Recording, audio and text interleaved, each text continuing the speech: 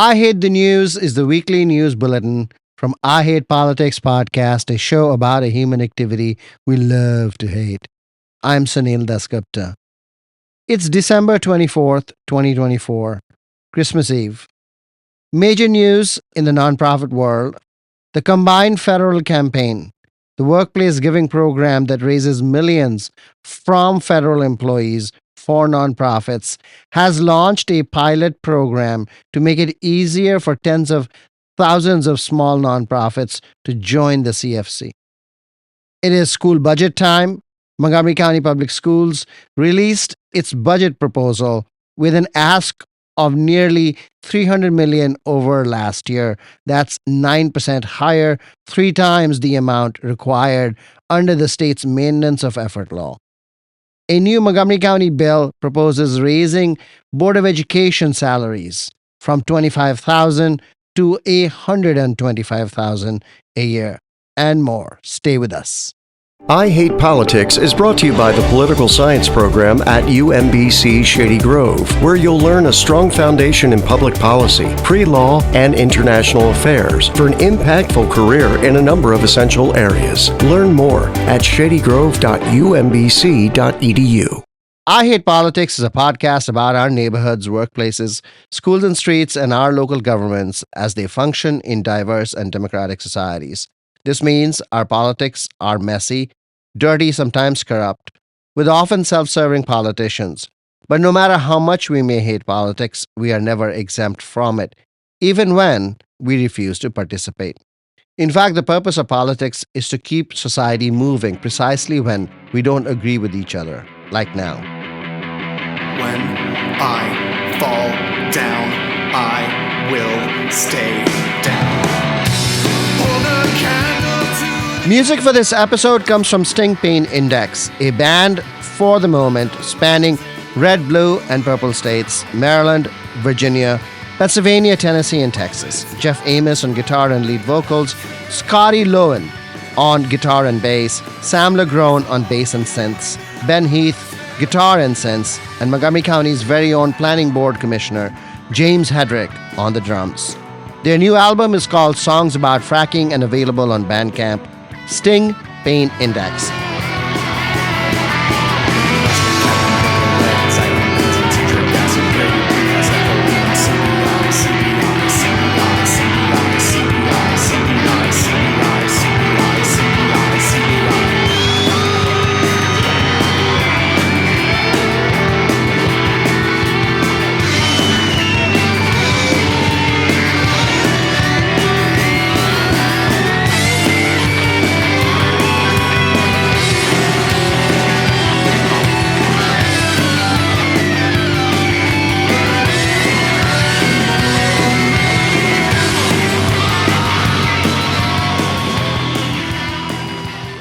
The Combined Federal Campaign, or CFC as it is better known, is the workplace giving program of the federal government and one of the largest in the United States. The program vets and lists nonprofits to which federal, postal, and military employees can designate donations as direct deductions from their federal payroll and donate their volunteer time. For many federal employees, the CFC has been the primary method of giving to charities. In the Washington, D.C. region, where federal employees are concentrated, being on the CFC nonprofit list means not only much needed monetary support, but also signals that the nonprofit has been vetted by the Federal Office of Personnel Management, which manages the CFC program. A reputation marker, if you will. Over the last 50 years, the CFC has raised billions of dollars for charities around the world. At its height in 2009, the CFC distributed over $280 million to over 20,000 nonprofits. In the last 10 years, however, the CFC has seen steep declines in participating nonprofits and giving by federal employees. Rising and unmet administrative costs at the OPM led to the establishment of application, listing, and distribution fees. As a result, by 2023, the CFC raised $70 million from about 75,000 federal employees and benefited 4,400 nonprofits. This year, the CFC process for listing nonprofits opened as usual in early December, reducing the application fees. But last week, the program announced a major and surprising pilot program. It is dropping audit requirements for organizations with an annual budget of under $1 million and allowing these nonprofits to use a simpler cash accounting method that, until now, has made them ineligible. This opens up the CFC to tens of thousands of nonprofits who would not have been eligible to join the list. These audits can cost nonprofits thousands of dollars a year. There is still a fee, but local independent nonprofits can now join the list. Why is all this important? It is the giving season. Did you know that over 50% of all individual donations occur in the last week of the year? While the new changes at the CFC do not take effect until 2025, it is a time we are all paying attention to giving and potentially adding tens of thousands of new nonprofits to the CFC charities list is really big news in that world. Last week, Montgomery County Public School Superintendent Thomas Taylor released his first school budget for the school year 2025-26. He's asking for a total of $3.6 billion, which is about $300 million or 9% higher than the last budget. The school budget is made up of revenue from county, state, and federal governments, with federal funding expected to reduce county funding increases by over 13% in the budget proposal. Meeting the entire increase will most likely require a tax increase.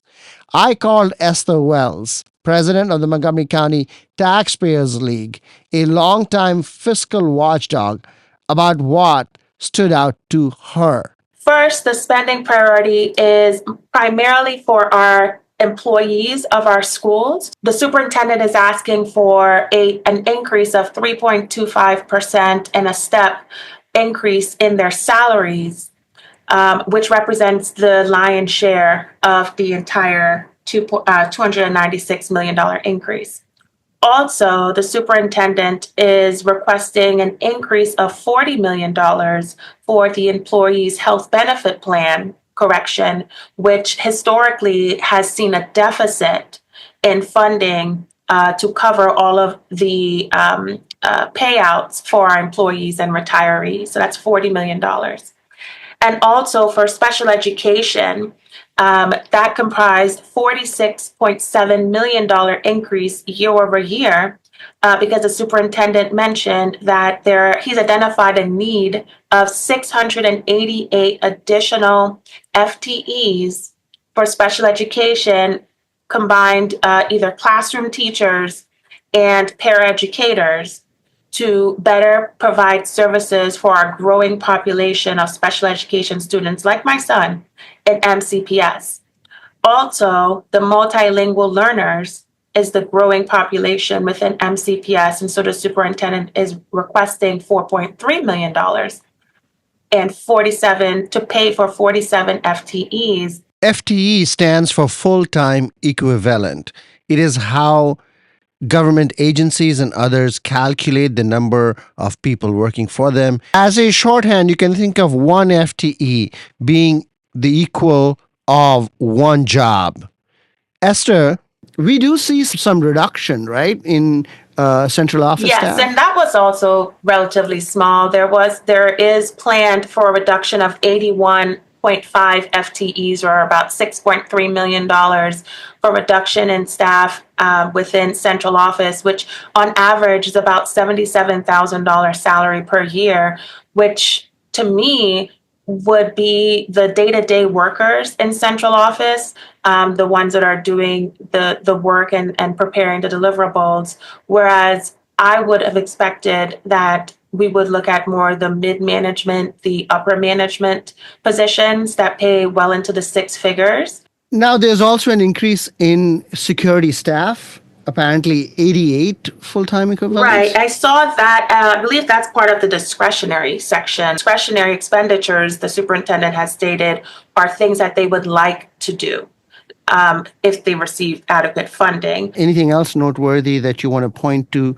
The superintendent has stated that, in his presentation, he mentioned that we're having broccoli this year, which means we are focusing on our needs and we're focusing on right sizing some things that historically has either been neglected or are not meeting expectations.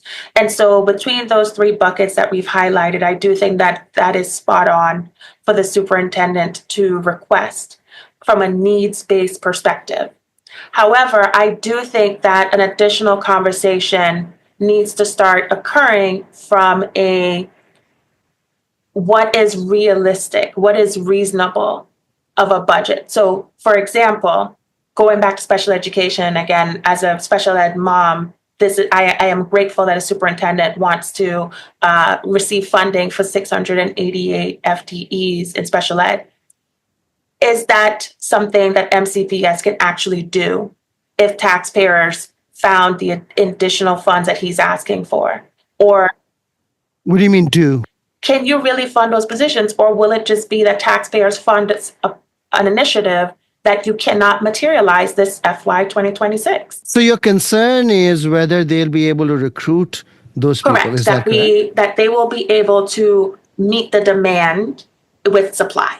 If they can't fill those 688 positions, what do you think is I the think answer? the answer from a funding perspective is yes, you think we need 688, but truly, what can you fill? The real problem here is that there aren't enough teachers. Correct. And I think with not having enough teachers, MCPS has been creative in their initiative for Grow Your Own. Or most recently this year with special education, they have the J1 visa teachers that are coming from the Philippines on rotation for 3 years in order to help fill a lot of the staffing positions that have been vacant in special ed. The problem with the Grow Your Own and the foreign teachers and all of that is there's never enough. The Grow Your Own is slow. Foreign teachers are not that many. You really have to change the labor market, which means essentially raising salaries. To a certain extent, but I think after a while, it's the workload. It is the quality of the work that you do, because you can pay someone a lot of money, but if they dread coming to work every day because they don't feel supported by their administrator. So one of the issues here is also that, student enrollment is somewhat down, is down 1,000 from 161 to 1,000 to 160,000. It's in a large system is not that big a difference, to be honest with you. But the issue is even larger. The problem is not the number of students. The problem is the number of teachers available. So your class sizes are increasing despite a reduction in the number of students because the number of teachers and the number of students have to somehow match up. No matter what enrollments are, if more teachers are leaving the profession and not enough are joining MCPS, then you're going to get an increase in class sizes no matter what you do. I mean, I know principals, their biggest issue is literally putting a live person in front of a classroom every day. It's not a matter of having somebody qualified, somebody able. They simply will have no adult in a classroom because there are not enough people. And I would add to that despite the decrease in overall enrollment within MCPS, the student populations that are increasing are special education populations where the class sizes are mandated to be smaller. And so the staffing guidelines, right, that's the average, but special education classes are smaller. So it does then create that whipsaw effect that you're mentioning, where even though it's reduced enrollment, you would think, yeah, so then we need less money to fund our school system. No, you have more high need students that are above average per pupil funding that tamps down truly the impact of less enrollment, because now you're dealing with students with more needs. So I totally agree with you in that the teachers not coming into this profession and coupling that with more students coming into the school system that have higher needs and smaller significantly smaller class sizes, that it is a recipe for why MCPS is where it is. It seems like they probably need more money based on what you're saying. Right. And I'm not saying we shouldn't pay teachers more money. What I am saying is that asking taxpayers to pay an additional 13.4%, if historically it's been 3% inflation in one given year, knowing that there are other departments that need to be funded within the county, that's another part of the equation that I do not envy the county council in what they're going to have to do this upcoming year in trying to do, all of the things that are now before them. Yeah, well, nobody envies the county council. I don't think that's the issue. I mean, they are up a creek without a paddle. One big reason why people choose to live in Montgomery County Right. is its school system. And it seems that the school system has been underfunded for years and years. That inflation adjusted terms, the money has not been there.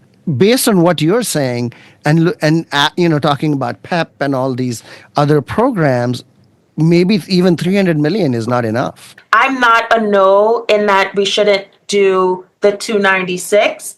I think we just need to. I think there's a revised version that can exist before even impacting any quality of service. SOLs, more to talk about. Please come back. Yes, absolutely. Thank you so much. Montgomery County delegates Lorik Charkoudian and Joe Vogel have proposed a county bill to raise the Board of Education member salaries. Here is Delegate Charkoudian. The bill increases the pay, which right now is $25,000 a year for our Board of Education members. And the bill increases the pay over the course of a couple of years. It increases it to $124,000, I think is what it is. Folks who are serious about the Board of Education, and the vast majority of the members, if not all of the members, are currently working full-time, if not more than full-time. There's been an MCPS study that surveyed them about their calendars. There's been calls for an increase in the reality that it is a full-time job. There's been a lot of concerns about MCPS, and I'm sure you've covered many of them on this show. And the challenges that we're facing, and the need to have a board that is overseeing $3 billion budget, the 12th largest system in the country, a budget that's larger than some small countries, that it just is a full-time job. So once we accept that it's a full-time job, or should be a full-time job, then the question is, how do we want to compensate people working a full-time job? And the truth is that if we're paying them $25,000 a year, they're being paid less than the minimum wage right now in the state of Maryland. So then we say, well, what is the appropriate amount? And, I'm open to, there's advantages and, there's cases to be made for different amounts. I will tell you my starting point is this 124,000 is because that is the living wage from the MIT living wage calculator for a single parent with 2 children. So if we want to be broadly inclusive, and I say this as a single mother of 2 who has run for office and really struggled with, making it all work, and works a second job, despite the fact that the legislature is a full-time job. If we really want this to be broadly inclusive, and not just for people who are independently wealthy, have a spouse who's, who can cover the bills, or have a retired, if we really want to be inclusive, then we need to have salaries that are reflective of what it costs to live in this county. So people who really are living in this county can take on these jobs and put the time and the effort that these jobs deserve, that the students in this county deserve, and that is worthy of our school system. A few years ago, there was a commission that recommended an increase in the pay of school board members to, I think, around 60,000, and the assembly rejected that. What is your hope that this proposal is going to pass? Yeah, and I think that same commission has a revised study, as I understand it, coming out soon. And so we'll see sort of new numbers based on, there's been considerable inflation since whenever it was 5 or 6 years ago. There's, obviously we're just sort of living in a different world with different challenges. So If I recall correctly, the House actually passed that bill. So, because I remember voting on it, voting in favor of it. So, and I believe that was in 2020, if I'm not mistaken. And so we did end the session early, and then I think it didn't come back. And so if you watch the hearing, people have questions and comments and different ideas about what the amount should be and what it should be based on and what else we should add to the bill. So as always, when I introduce a bill, I feel strongly about it, but I also am really open to the conversations that are going to happen.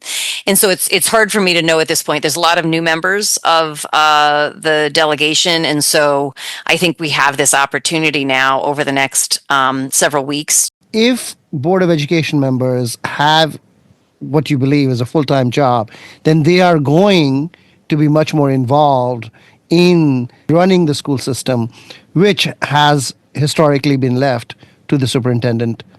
Are you at all concerned about that? They're already working full-time. In increasing their pay, that you're going to sort of define their powers in a more clearer way?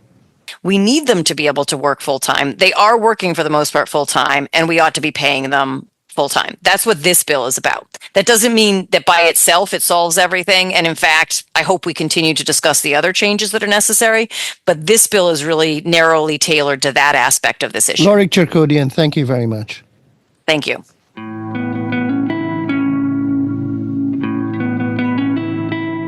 That's all for this episode.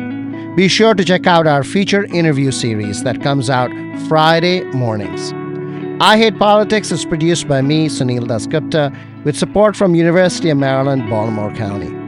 I direct UMBC's political science program at the universities at Shady Grove in Montgomery County, where, among other things, we explore and learn about politics, government, and society close to home.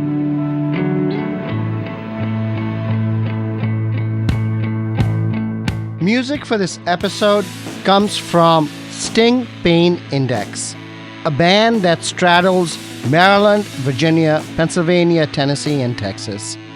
Jeff Amos on guitar and lead vocals, Scotty Lowen on guitar and bass, Sam Legrone on bass and synth, Ben Heath on guitar and synth, and Montgomery County's own James Hedrick on the drums. Their new album is called Songs About Fracking and is now available on Bandcamp. If you want to share your music on the show or know someone else who might want to, please email us at producer@ihbpod.org. Merry Christmas, Happy Hanukkah, wonderful Kwanzaa. See you next time. I prick my finger on the sharp part and say the F word to and at myself and just throw it away. Evidence lacking any fingerprints. On the edge of the western desert, where these old towns have no meaning now, I'll be waiting for signs there. I'll be wearing my hair shirt. I'll be holding my tongue.